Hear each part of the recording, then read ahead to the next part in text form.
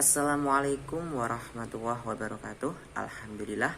Alhamdulillahirabbil alamin wa bihi nasta'in wa ala umuri dunya waddin.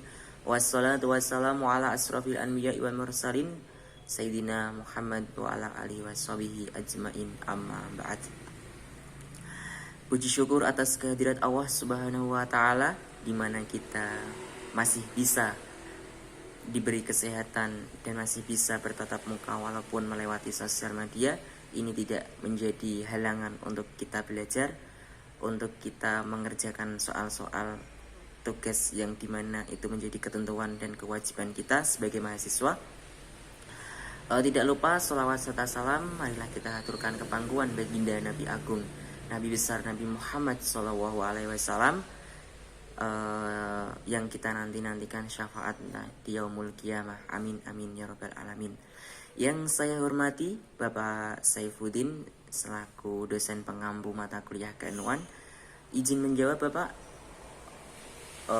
soal yang panjenengan sukani.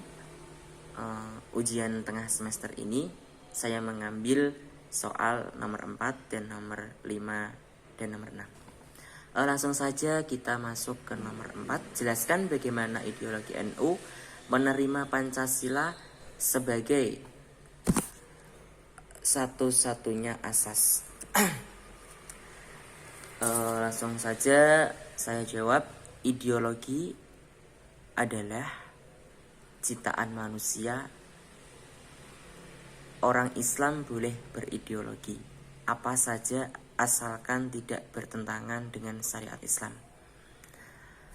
Untuk analisa fenomena di atas dengan menggunakan teori, menurut salah satu ulama, Kiai Haji Ahmad Siddiq sendiri menjelaskan secara jelas Pancasila sebagai asas bernegara dalam sudut pandang pemikiran nasionalis dan ideologis.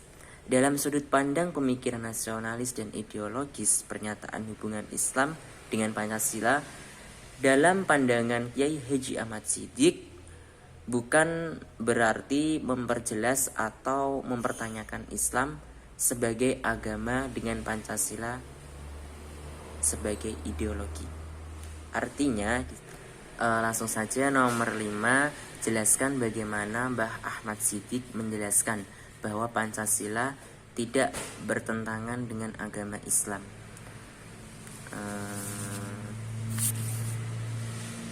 Kiai Haji Ahmad Siddiq menegaskan kepada seluruh masyarakat bahwa Islam yang dicantumkan sebagai asas dasar itu adalah Islam dalam arti ideologi, bahkan Islam dalam arti agama. Langkah ini bukan berarti menafikan Islam sebagai agama, tetapi mengontekstuasikan Islam yang berperan bukan hanya jalan. Islam yang berperan bukan jalan hidup, akan tetapi juga sebuah ilmu pengetahuan dan pemikiran yang tidak lekang seiring perubahan zaman. Analisa fenomena di atas dengan menggunakan teori pertukaran. Teori pertukaran sendiri peran sendiri dari Kiai Haji Ahmad Siddiq ini membawa jenjang kehidupan masyarakat untuk belajar ilmu pengetahuan, untuk belajar ilmu-ilmu lain, dan untuk mendalami ilmu agama tentang dasar-dasarnya Pancasila juga. Lanjut ke nomor 6, jelaskan bagaimana sikap NU terhadap politik praktis, khususnya terhadap PKB. Langsung saya jawab Bapak, berbicara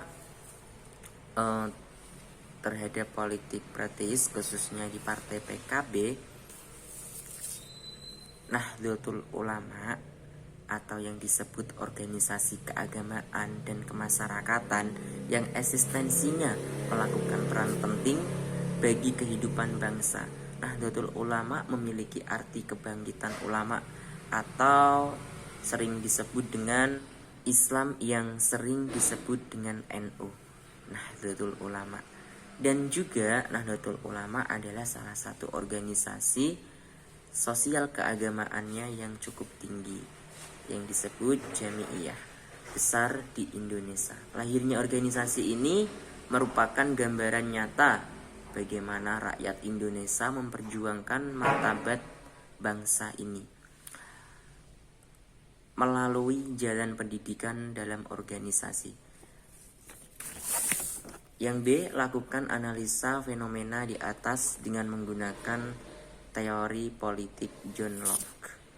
Berbicara tentang organisasi, Nahdlatul Ulama tidak lepas dari figur di dalamnya, yakni para ulama. Istilah ulama merupakan bentuk zona, dan dalam konteks sejarahnya ulama yang bergabung dalam organisasi NU tidak lepas dari dinamika politik, baik dari soal kenegaraan sampai kepartaian politik. Tidak hanya dinamika politik yang terjadi di tubuh organisasi Jami'iyah ini, namun sikap-sikap NU sendiri dalam perkembangan politik, dalam menyikapi perkembangan politik di negara ini cenderung terlibat praktis di dalamnya. Mungkin itu jawaban dari saya. Terima kasih atas waktunya. Kurang lebihnya saya mohon maaf. Assalamualaikum warahmatullahi wabarakatuh.